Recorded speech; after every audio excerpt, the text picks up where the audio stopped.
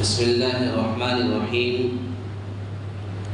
بني الإسلام على 5 شهادة أن لا إله إلا الله وأن محمدا عبده ورسوله وإقام الصلاة وإيتاء الزكاة وحج بيت الله وصوم رمضان متفق علیہ. گزشتہ کل کے درس میں یہ باتیں بتائی گئی تھی حج کے تعلق سے کہ حج یحج باب نصر ینصر سے مصدر ہے، اس کا معنی قصد کرنا، ارادہ کرنا. شرعی تعریف کے بارے میں یہ باتیں بتائی گئی تھی کہ مخصوص افعال کی ادائیگی کے لیے مسجد حرام کی طرف قصد کرنا حج کہلاتا ہے. تو کیا حج کوئی بھی جائے، کیسے بھی جائے، کیا حج ہو جاتا ہے؟ نہیں. حج کے لیے کچھ شرائطیں ہیں. تو حج کی فرضیت کی کچھ شروط ہیں.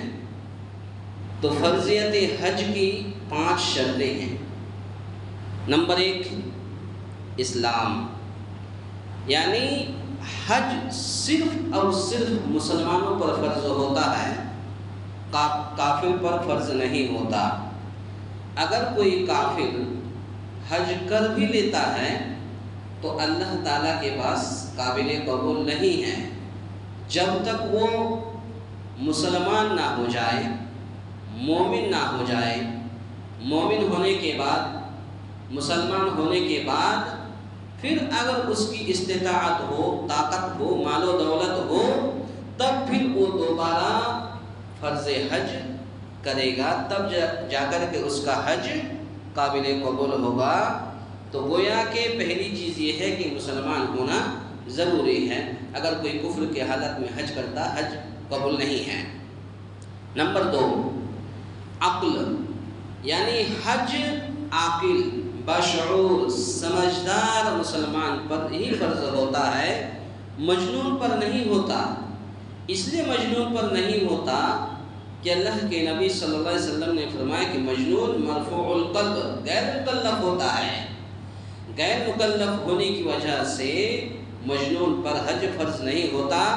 حج فرض ہونے کے لیے عاقل، سمجھدار مسلمان ہونا ضروری ہے.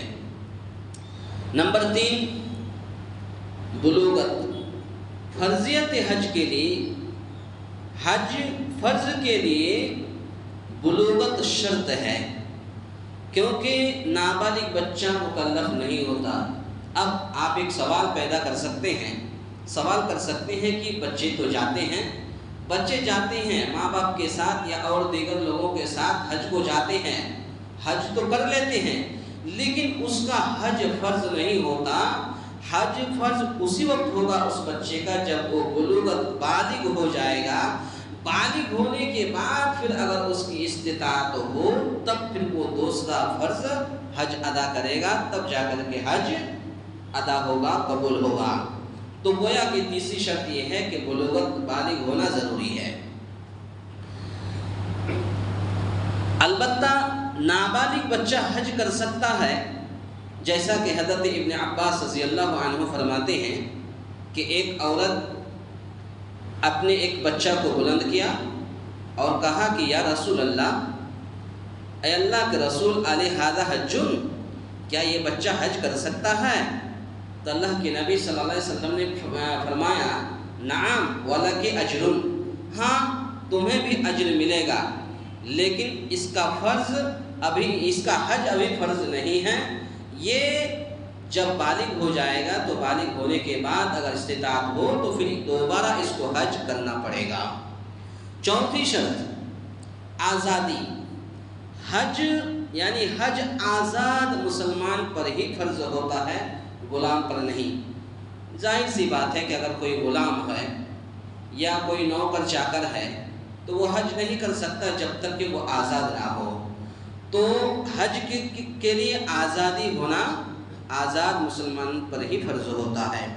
5ویں شرط یہ ہے کہ یعنی وہ استطاعت، یعنی وہ حج کرنے کی قدرت رکھتا ہو، مالی طور پر حج کے اخراجات اٹھا سکتا ہو اور جسمانی طور پر بھی مکمل طاقت رکھتے ہوں تو ایسے لوگوں پر حج فرض ہے، جیسا کہ اللہ تعالیٰ نے ارشاد فرمایا وَلِلَّهِ عَلَى النَّاسِ حِجُّ الْبَيْتِ مَنِ اسْتَطَاعَ إِلَيْهِ سَبِيلًا، وَلِلَّهِ عَلَى النَّاسِ حِجُّ الْبَيْتِ مَنِ اسْتَطَاعَ إِلَيْهِ سَبِيلًا، بیت اللہ کا حج کرنا ان لوگوں پر فرض ہے جو لوگ حج میں جانے کی یا مکہ مکرمہ جانے کی مال و دولت کے اعتبار سے طاقت رکھتے ہوں۔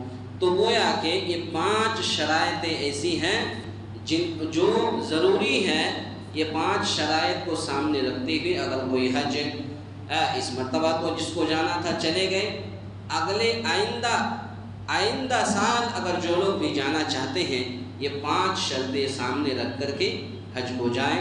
اللہ تعالیٰ سے دعا ہے یا الہ العالمین ہم تمام مسلمانوں کو کہنے سننے سے زیادہ نیک عمل کرنے کی توفیق عطا فرمائے۔